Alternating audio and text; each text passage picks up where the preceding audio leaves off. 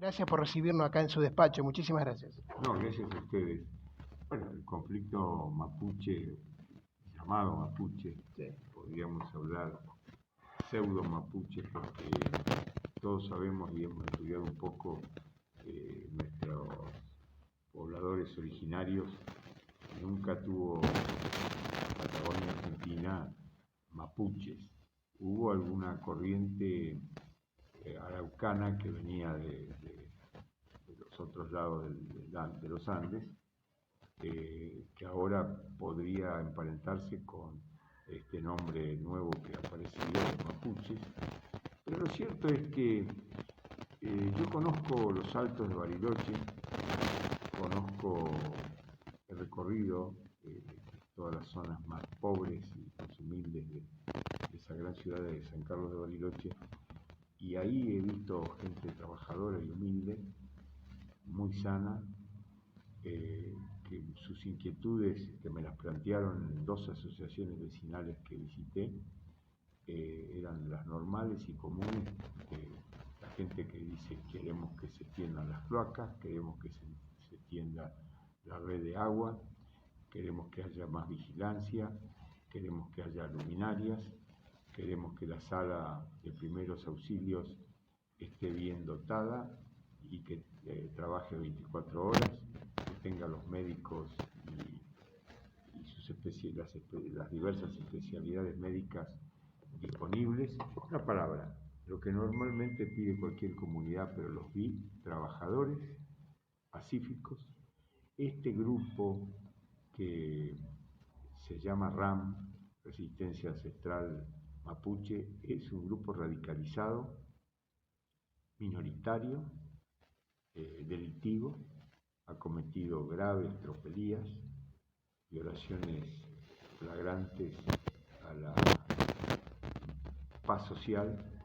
En algunos casos ha llegado a extremos de poder ser caracterizados como terroristas, porque a través del terror están queriendo quedarse con las tierras, están expulsando pobladores que tienen 140 años de antecedentes en esas tierras, y además están generando un clima muy venenoso socialmente hablando, donde la gente se va a seguir empobreciendo aún más, porque una de las fuentes que tienen esas comarcas es el turismo interno e internacional. Es un turismo receptivo muy importante cuantitativamente, pero también en capacidad de generar recursos, empleo, y eso está perdiéndose con esta situación. Y por otro lado hay un permanente trasvasamiento clandestino de personajes que vienen con armas. En algunos casos se ha descubierto también que hay tráfico de drogas. Hay un financiamiento que tampoco debemos desconocer, que tiene su origen cruzando el Atlántico, en una isla muy conocida que se llama Gran Bretaña. Ahí tiene su sede en Londres una fundación que los está apoyando a los mapuches. Pero el gobierno argentino también lo está apoyando en cierto aspecto, con Magdaleno Darda las declaraciones, el ministro Fernández no mandó la seguridad que correspondía y bueno, en fin. Bueno, por eso, frente a esta situación, tanto Odarda como Fernández Aníbal han tenido actitudes inexcusables, imperdonables y repudiables.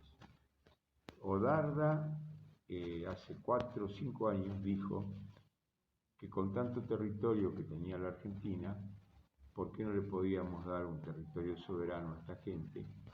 Y de esa manera se resolvía el problema. Pero no habló de propiedad, habló de soberanía.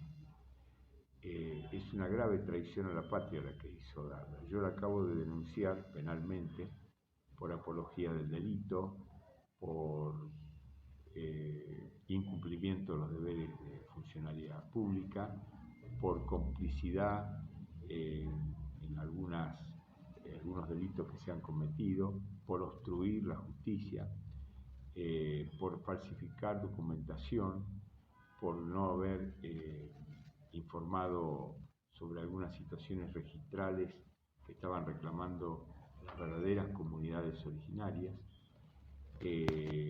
Y la respuesta que le dio no Aníbal Fernández, sino el presidente Fernández, Alberto Fernández, a la gobernadora Anabela Carreras, a la gobernadora de Río Negro, fue una respuesta verdaderamente, yo me atrevo a calificarla impugnable de donde se la mire, diciéndole que no era una situación que ameritara que se movilizaran fuerzas nacionales, que era un resorte exclusivamente de la seguridad de Río Negro, cuando todo el mundo sabe y salta a la vista que es un problema de seguridad nacional y por lo tanto tiene que actuar por lo menos las fuerzas federales. Yo no voy a decir, porque no quiero entrar en polémicas, que si del otro lado de los Andes, en Chile, se militariza toda la zona de la Araucanía y toda la zona a la altura de la latitud de Río Negro y Neuquén, ¿por qué de esta zona, de este lado donde está la misma problemática prácticamente y los mismos actores, en esta zona solamente le corresponde a la policía de Río Negro, según dice el presidente Fernández?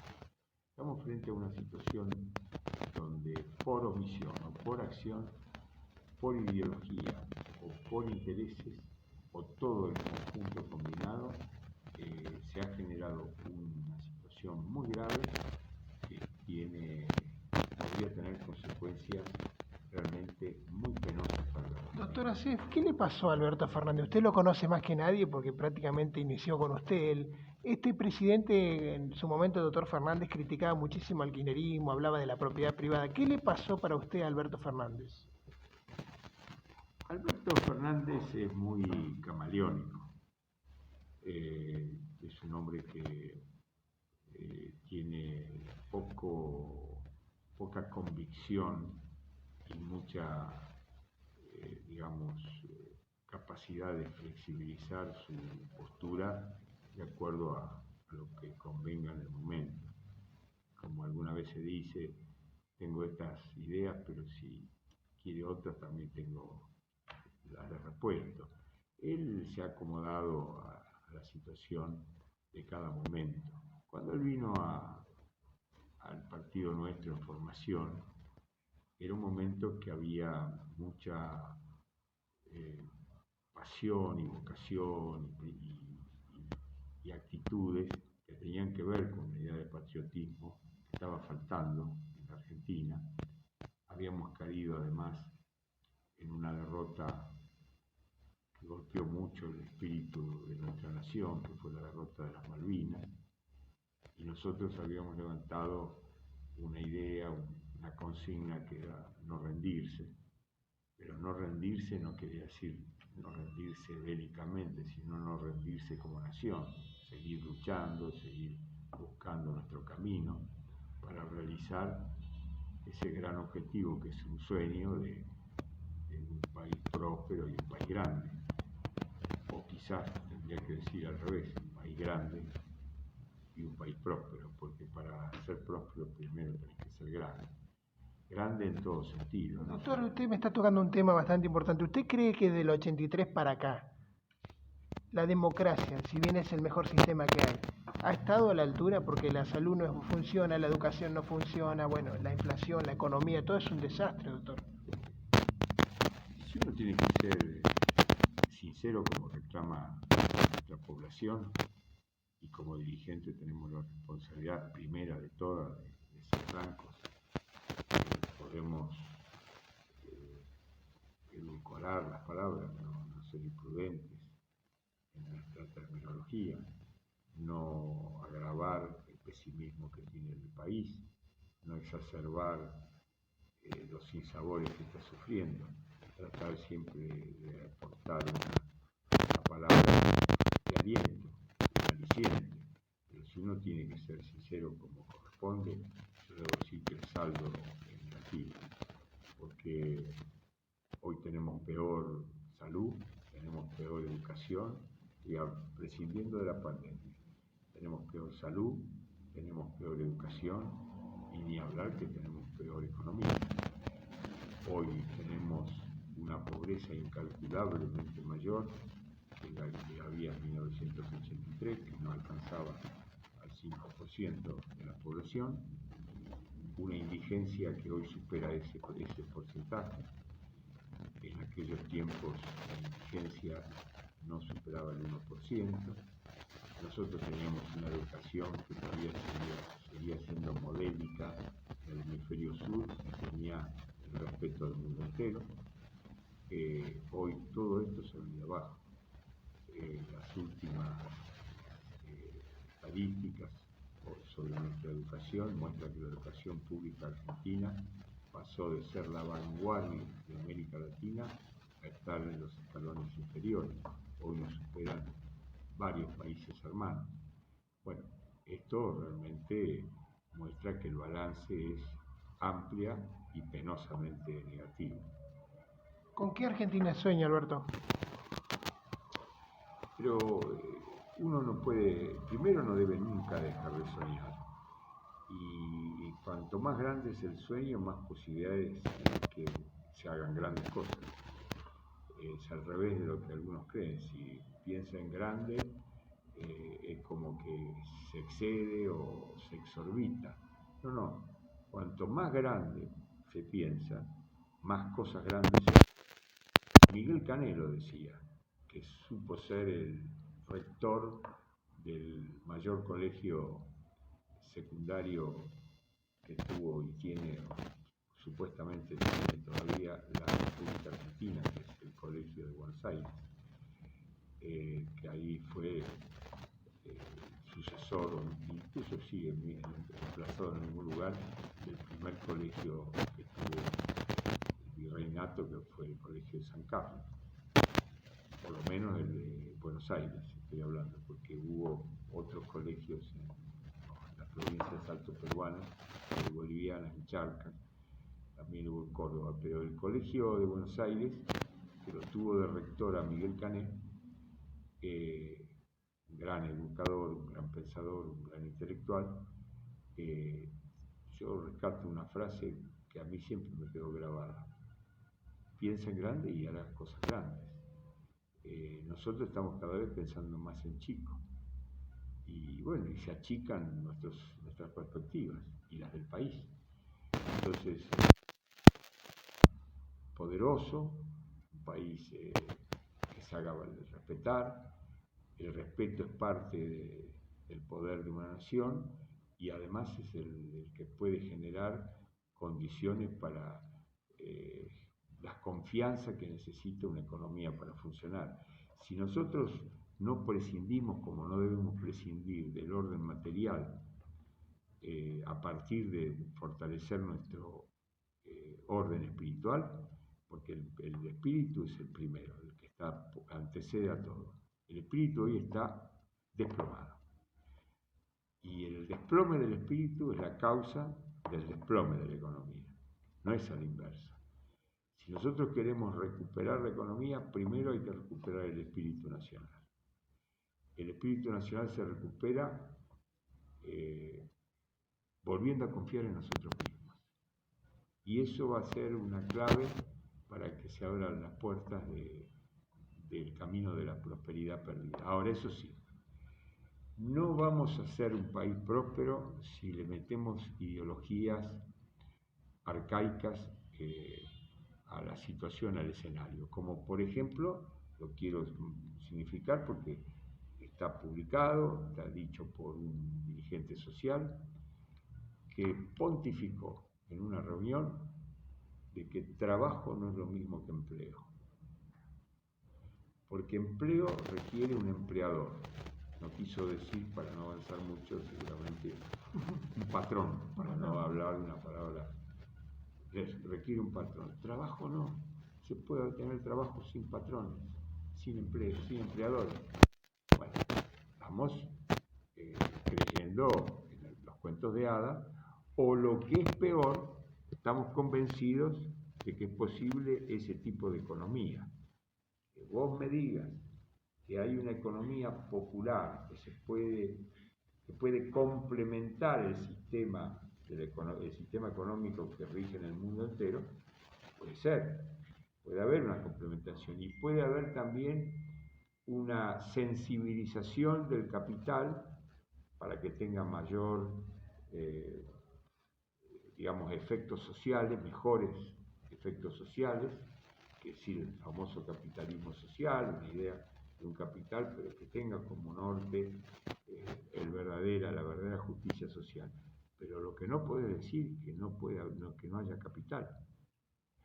Porque si no hay capital, no hay cómo movilizar la riqueza. Y si vos crees que el capital lo va a manejar el Estado, decime de dónde va a sacar el capital el Estado. Para las inversiones, para todo lo que sea en el ¿dónde país. lo va a sacar? Emitiendo moneda. Claro. Va a desequilibrar absolutamente el sistema económico y va a generar la fuga de capitales, porque se denota y se reprocha la fuga de capitales, que efectivamente existe desde hace décadas y ha venido acentuando, pero lo que no se dice es que la fuga de capitales tiene que ver con la mala gestión económica, y la mala gestión económica tiene que ver con el débil espíritu de nuestros gobernantes, que se transmite a toda una sociedad, porque el ejemplo bueno se contagia y el ejemplo malo también. Que justo me dejó para esta pregunta, la corrupción, ¿dónde lo pone usted, doctor? Bueno, cuando a la corrupción algunos la minorizan, la minimizan, diciendo de que es un tema secundario, porque en definitiva no es por ahí donde pasa el problema. Primero que tiene que ver con lo que estamos hablando. El temple espiritual de una nación se ve muy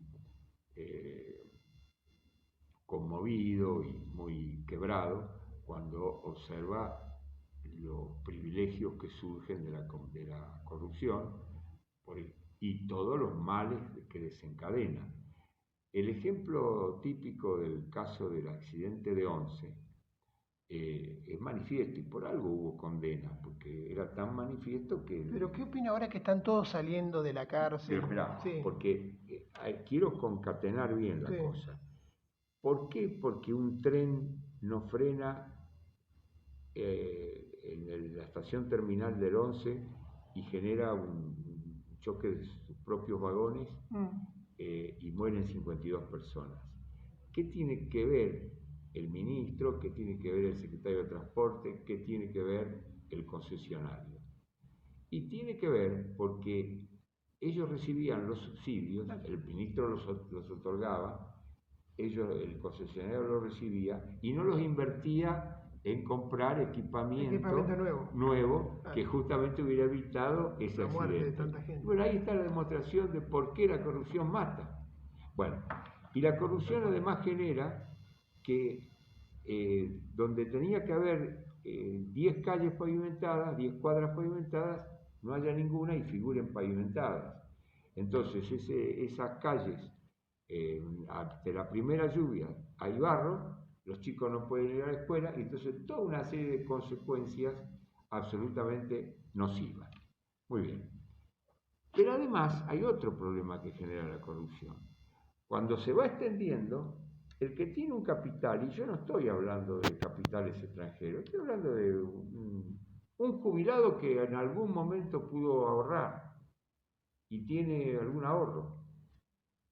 ¿Qué aliciente tiene para invertirlo con otros, personas que tengan la misma posibilidad, juntar un capital e invertirlo para un emprendimiento? Si viene el inspector y te puede sacar la mitad de tu ganancia, claro, nada más que diciéndote que te amenaza con un acta de clausura. Y esa corrupción se va extendiendo y va generando negocios truncos. Es el país que no hace negocios, pero sí negociados. Entonces ahí tenemos el problema de la corrupción, que por eso yo voy a pedir en la próxima reunión de la Cámara de Diputados. Usted presentó el proyecto ficha, ¿verdad? Sí, pero tengo presentado otro proyecto que voy a pedir tratamiento urgente. y no se habla de eso. La imprescriptibilidad de los delitos de corrupción. Lo vamos a equiparar a los de lesa humanidad. Es decir, con el tiempo no se pierde la acción penal contra el que afectó los derechos humanos. Perfecto. Contra el que robó al Estado y robó al pueblo, tampoco el tiempo permite que prescriba. Imprescriptibilidad de los delitos de corrupción. Y voy a pedir que esto se trate con apartamiento, que se llama así, que significa que la Cámara autoriza, votando mayoritariamente, que se trate el tema aunque no tenga dictamen de comisión. Porque si esperamos que lo dictamine la comisión, en la comisión no lo dictaminan nunca porque lo mandan a los cajones y no se trata. Doctor, discúlpeme, usted está hablando de proyectos. Nos pareció una vergüenza el proyecto de la comida coreana esta, con todas las cosas que pasan en el país, ¿no? Tantas cosas para tratar. Está muy bueno lo que usted está diciendo, estos proyectos que va a presentar. ¿Qué proyecto presentó usted, otros que haya presentado, para que le comentemos a la gente, para que sepa que los diputados trabajan y hacen muchas más cosas y no el tema de la comida coreana, justamente? Presenté el de la ficha limpia, Sí. tratando que no sea solamente con sentencia firme, porque el concepto de sentencia firme acá lo pueden llevar a que tiene que ser una sentencia de la Corte, Sí. y entonces no va a haber nunca sentencia firme, y lo de ficha limpia va a ser una mentira, va a ser un engaño. La ficha limpia para el que tenga doble condena firme en las dos instancias, aunque esté apelado. Julio De Vido, Vudú no puede ser nunca más candidato. Claro, Perfecto. claro. La imprescriptibilidad que acabo de decir, la imprescriptibilidad también del delito de abuso social, de abuso infantil, sexual infantil. Son delitos tan crueles que no tienen que tener prescripción por el tiempo, por el paso del tiempo. La perpetua tiene que ser perpetua, y como siempre va a haber, por la interpretación legal y por la jurisprudencia, una posibilidad de que alguien con buena conducta, habiendo tenido un gran comportamiento en prisión, habiendo hecho cursos, etcétera, como prevén las leyes, que se podrían modificar y ajustar un poco también en ese aspecto, pero siempre hay la posibilidad de que el que tiene una pena perpetua a un determinado momento de la ejecución de la pena salga encarcelado, interpretando las leyes. Bueno, esa interpretación tiene un límite temporal, que vamos a presentar ese proyecto hoy o el lunes. 55 años de prisión efectiva. Si después de los 55 años de haber estado en la cárcel hay alguna razón para poder encarcelarlo, bueno, puede ser. Y ahí viene otro tema que también estamos trabajando, que es que funcione el patronato deliberado. ¿Qué quiere decir? Que el patronato deliberado tiene que hacer un seguimiento por 10 años desde el momento de la excarcelación al excarcelado. ¿Seguimiento qué? ¿Espiarlo? No. Seguimiento para que no vuelva a las andadas. Condiciones de excarcelación, cumplimiento de la pena. ¿Está liberado? Sí, pero está liberado, pero puede recaer. Entonces, como puede recaer, lo vigilan para que no recaiga en el alcoholismo, no recaiga en la droga, no recaiga en el delito, tenga empleo, pueda reconstituir su núcleo familiar. En una palabra, lo acompaña, casi como si fuera un menor, porque viene de una situación muy complicada. Él había sido excluido de la sociedad. Entonces, su rehabilitación hay que acompañarla. Si funciona el patronato deliberado, que para algo existe y por algo lo constituyeron, y por algo está sancionado por ley, y por algo le pagamos a los que integran ese patronato deliberado, si funcionara estaríamos muchísimo más protegidos como sociedad. ¿Por qué? Porque un liberado que no está vigilado, acompañado, pero no vigilado para cercenarle su libertad, sino para ayudarlo a que se reinserte en la sociedad, es un peligro social potencial. Y lo que siempre hay que tener en cuenta en materia penal es que los tipos penales, es decir, los delitos que están sancionados por el Código Penal, siempre son para resguardar la seguridad de la gente, para tratar de evitar que se produzca el delito, porque el derecho penal, el mejor derecho penal y la mejor policía es la que previene el delito, Claro, no la que, no la que pasa, sí, la sí, que sí, sí, termina sí. reprimiendo. Exacto. Pero cuando se produce el delito hay que reprimirlo. Y hay que reprimirlo en aras de la seguridad de la sociedad. Doctor, las últimas preguntas. ¿Cómo vio lo de Macri y lo de Cristina con la justicia? Su reflexión. Bueno, no, es escandaloso. Pero además del escándalo en sí mismo, es escandaloso que Cristina, cuando gobernaba Macri, lentamente avanzaban las causas, lentamente, y fueron elevadas a juicio oral. Y cuando gobierna ella a través de Alberto Fernández, no se hacen los juicios, que el Código Procesal lo dice claramente, se eleva a juicio. Y no, la denominación ya te lo está diciendo, se elevó a juicio, pero para que se haga el juicio, no para que se termine con el juicio. El juicio se termina cuando se realizó y se agotó el juicio. Bueno, acá lo terminan antes de empezar el juicio. Es un dislate, es sopilante. Pero aparte nunca hubo muchas pruebas de corrupción contra el kirchnerismo, como los Ah, cuadernos, los bolsos, las absolutamente, valijas, todo lo que pruebas flagrantes, grabaciones, arrepentidos. Sí. Cuando hablan de los arrepentidos y El contador Manzanares, por ejemplo. Sí, por ejemplo. Pero cuando hablan de que el arrepentido puede haber sido apretado, eso del apriete es una engañosa forma elemental de un fiscal. El fiscal tiene que, en el mejor sentido del verbo apretar, apestillarlo al investigado para que esclarezca los hechos, para que los confiese. Claro. Y si se arrepiente, para eso existe, a consecuencia de un buen fiscal que sabe apretar verbalmente, a través de sus preguntas, a través de su indagación, a través de la agudeza de lo que le está reclamando que explique.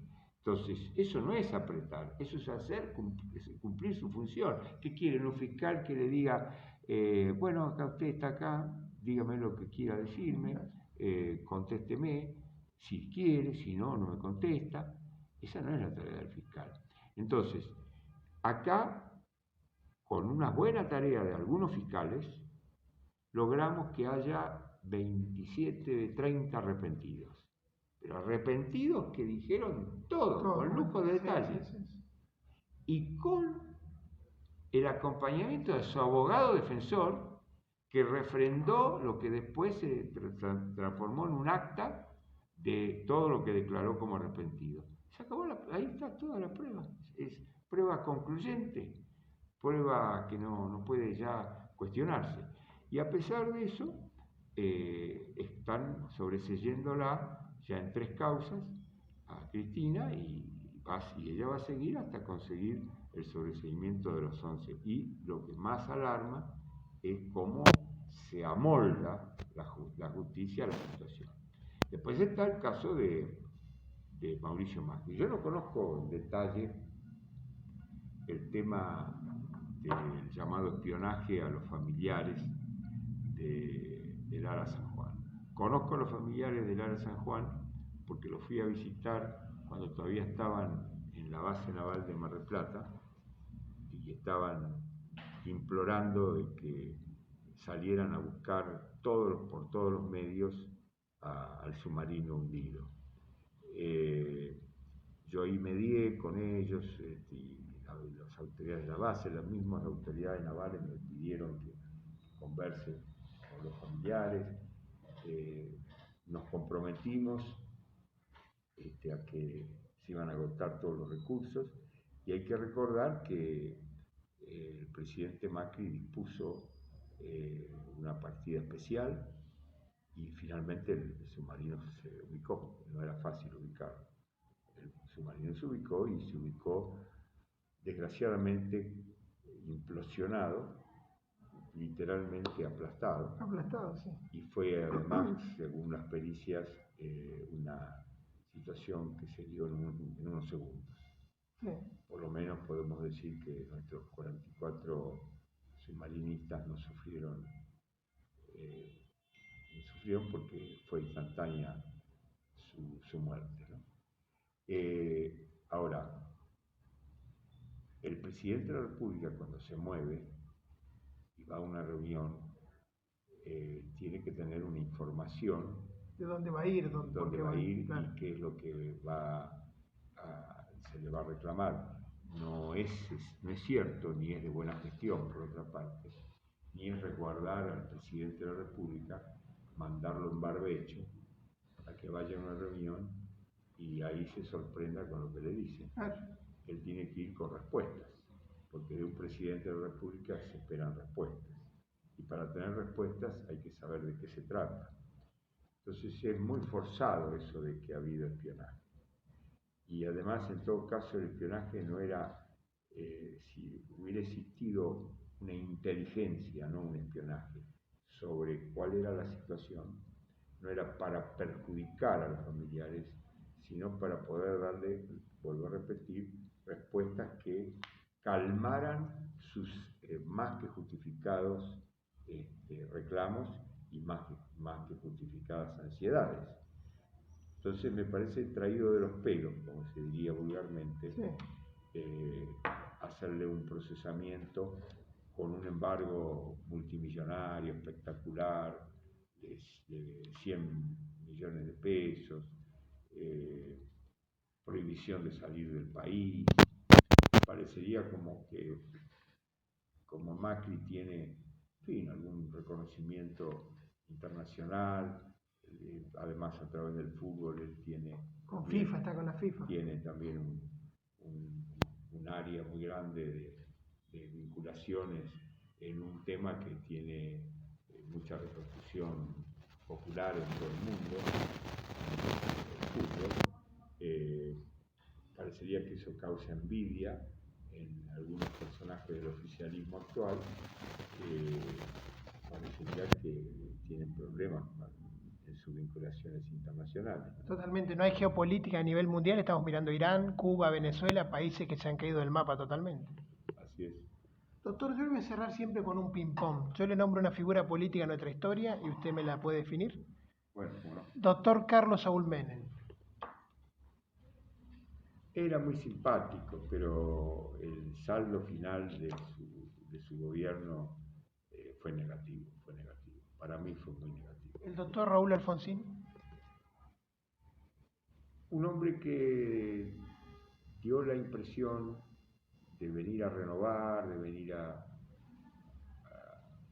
realmente darle un progreso social al país, y que finalmente, bueno, no dio lo que él dijo que iba a dar: curar, educar y trabajar.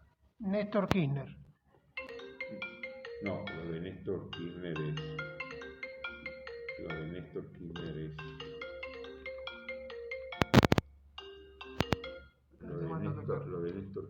es debo ser lapidario. Néstor Kirchner a mí me dijo: yo voy a llegar con mucha precariedad institucional y política. Voy a necesitar hacer una gran gestión que la legitime a mi situación política, porque si no, no voy a poder desempeñarme. Y resulta que lo que hizo fue trasladar la gestión de Santa Cruz. Que quiero decir que la gestión de Santa Cruz se encuadra de la siguiente manera: multimillonaria, y lo único que hizo fue crear empleo público. Y quizás puedo rescatar que impulsó el puerto al sur de Caleta Olivia como una obra transformadora. Verdaderamente lo de Néstor Kirchner es una gran frustración, y sobre todo lo que más uno puede cuestionarle es que Néstor Kirchner Ahí él sí que no tenía ninguna convicción, no tenía ninguna convicción. Su única convicción era la vida material que él manifestaba. Un hombre que nos debe avergonzar. En la política argentina es una vergüenza. Cristina Fernández. Y es peor que Néstor, porque es más inteligente. Ya para cerrar, los últimos, y quiero una anécdota de esto de Juan Domingo Perón. No, Perón tenía ¿Usted lo conoció, doctor? ¿Lo trató? Tenía una condición natural de liderazgo que pocas veces se da en la historia, ¿no?, de los pueblos. Y lo que quiero decir es el último Perón, que es el que yo conocí. El último Perón, verdaderamente, tengan la seguridad que quería la unidad nacional. Tengan la seguridad que quería iniciar un proceso de reconstrucción. Tengan la seguridad que quería hacer las cosas realmente bien. Tengan la seguridad que ahí buscaba verdaderamente el bronce. Y lamentablemente no le dio la salud y lamentablemente también el rodeo muchas veces no termina de estar acorde con la envergadura del rodeado. ¿Quién es el doctor Alberto Asef? Es un hombre que toda la vida tuvo sueños, eso podría decirlo así. ¿Se arrepiente de algo, doctor, en la vida? Y sí, claro, por supuesto.